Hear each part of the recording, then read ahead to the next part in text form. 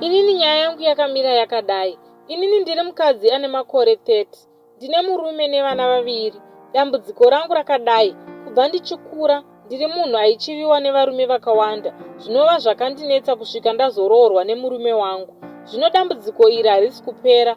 Zvinova zvaakushayisa murume wandinaye mufaro. Ndinopfimbwa kungava kuchechi, mumaWhatsApp, Facebook, even ndichifamba nemurume wangu. Zvinova izvo zviri kundishayisa mufaro mukurarama.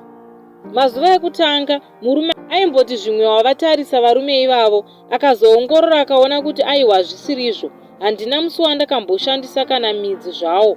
Ndakambozamawo kuenda kune vanoshandira, dambudziko racho harisi kupera. 2014 ndakaona njuzu ndine muroora wangu. Kubva ipapo ndinongorota ndiri kumvura kuti ndizvo zvingakonzera here, kana kuti kune anozivawo angagone kundibatsirawo dambudziko iri. Ndinokumbirawo rubatsiro because zvaakundikanganisa chaiko. Ndikati ndiende kubasa ndinosvika upfimbwa nabhosi ndoramba ndodzingwa basa.